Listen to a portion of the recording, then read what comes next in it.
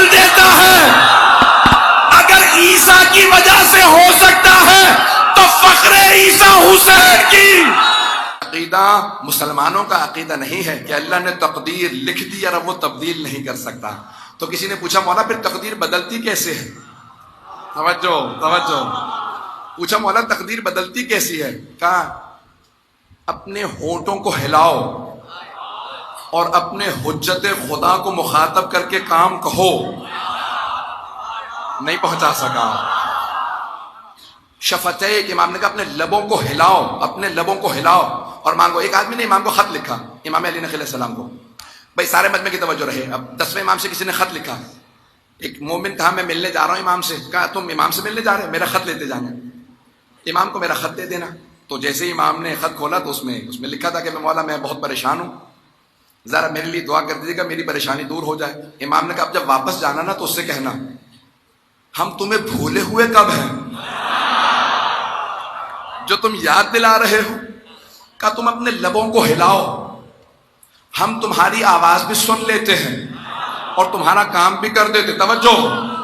اگر کسی کا یہ عقیدہ نہ ہو، کیونکہ میں شیعہ قائد بیان کر رہا ہوں، بہت بڑا نام ہے آیت اللہ شیخ محمد تقی بہجت، نام سن رکھا ہوگا آپ نے آیت اللہ بہجت کا. تو ذرا یوٹیوب پہ جا کے سرچ کر لیجیے گا، وہاں پہ آپ کو مل جائے گا.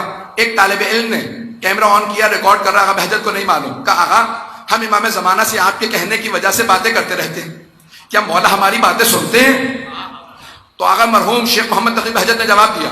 کہا کہ یہ جو تم نے بھی سوال کیا نا، اس سے پہلے کہ میں سنوں مولا نے سنا.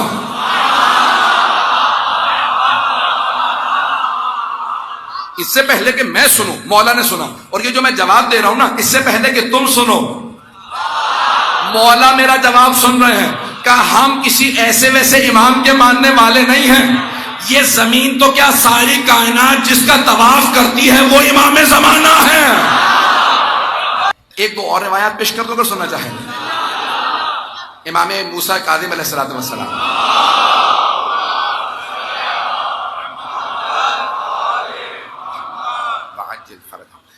ساتویں امام سے دو بھائی ملنے کے لیے آئے. آنے کے بعد مولا کو سلام کیا. اچھا دیکھیں ہر زمانے میں ہر طرح کے لوگ موجود ہوتے ہیں. جیسے آج کے زمانے میں بھی کوئی بہت ہی مضبوط ایمان کا شیعہ بھی ہوتا ہے، کوئی بیچارہ ضعیف الایمان بھی ہوتا ہے.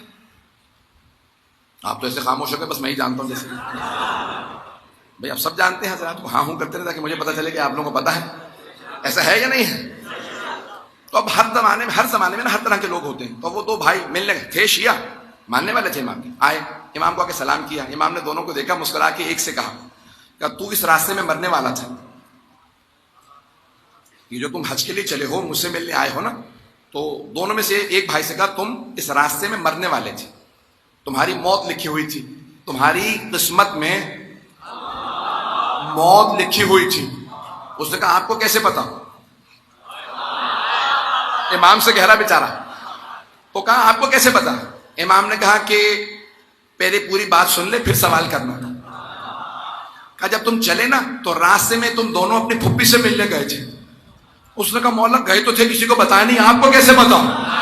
امام نے کہا ابھی بھی پورا نہیں سنا، بیچ میں بولے چلا جا رہا، پتہ نہیں لوگ ہیں یا نہیں. امام نے کہا ابھی جب تم دونوں چلے نا فلاں بستی سے چلے، دونوں نے نیت کی کہ ہم حج پہ جائیں گے، راستے میں فلاں جگہ پہ رکیں گے، اپنی پھپھی سے ملیں گے، پھر حج پہ جائیں گے، امام موسیٰ کاظم سے ملیں گے. تو اس مقام پہ جب پہنچے پھپھی سے ملے تو اس راستے میں تم دونوں بھائی جب چلے نا تو تمہارے میں سے ایک کی موت لکھی تھی، لیکن جیسی تم پھپھی سے ملے تو اللہ نے صلۃ الرحم کے اندر زندگی بڑھانے کا لکھا.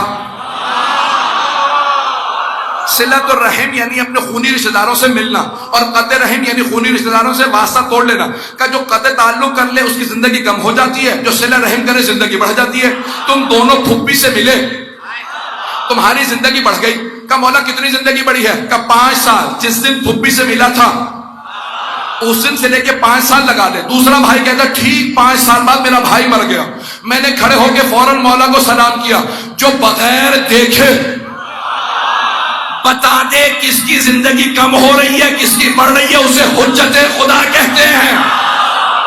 کہ میں توحید بیان کر رہا ہوں آج دوسرے دن، اور آپ اس حضرات اس محبت سے عقیدت سے آپ حضرات مجھے جو داد دے رہے ہیں، میں اس کا مستحق نہیں ہوں، یہ آپ کی عقیدت ہے جس طرح سے جس طرح سے آپ سن رہے ہیں، جس حسن سماعت سے آپ نے مجھے نوازا، میں انتہائی ممنون ہوں. آپ تمام حضرات اپنے برادران کا، بزرگوں کا، اپنے بچوں کا، سب کا ممنون ہوں.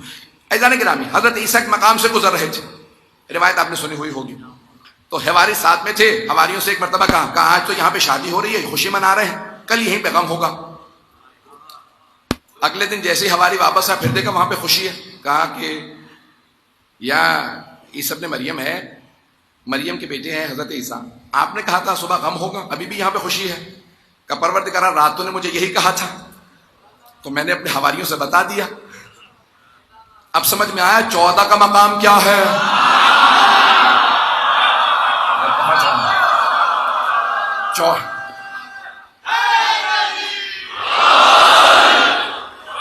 14 کا مقام کیا ہے، ابھی بھی میں پہنچا نہیں پکا. میں جلدی سے واقعہ مکمل کر لوں، پھر اشارہ کروں گا. تو جناب عیسیٰ نے کہا پروردگار رات تو نے مجھے بتایا کہ یہاں پہ بھی شادی ہو رہی ہے، صبح دونوں یہاں پہ غم ہوگا. تو پروردگار کیا ہوا؟ کبھی رات دولہا دلہن نے مر جانا تھا، ان کی قسمت میں لکھا تھا، تقدیر میں یہی تھا کہ دولہا دلہن مر جائیں گے، دولہا دلہن مر جائیں گے. لیکن وہ صدقہ دے کے گئے تھے حجرے میں، وہاں جا کے دیکھو گے تو ایک سانپ موجود ہے. جب گئے تو دیکھا بستر کو ہٹایا، سانپ موجود تھا. کہا وہ کاٹ نہیں سکا کیونکہ انہوں نے صدقہ نکال دیا تھا. الصدقہ ترد البلا، صدقہ بلا کو ٹال دیتا ہے. کہ وہ سانپ کاٹ نہیں سکا کیونکہ وہاں پہ انہوں نے صدقہ دیا تھا. عزیزان گرامی، صدقہ دینے سے بلا ٹل جاتی ہے. تو تقدیر بدل گئی نا. شیعہ سنی کتابوں میں ہے تقدیر بدل گئی نا. اب وہ جو اعتراض کرتے ہیں کہ اس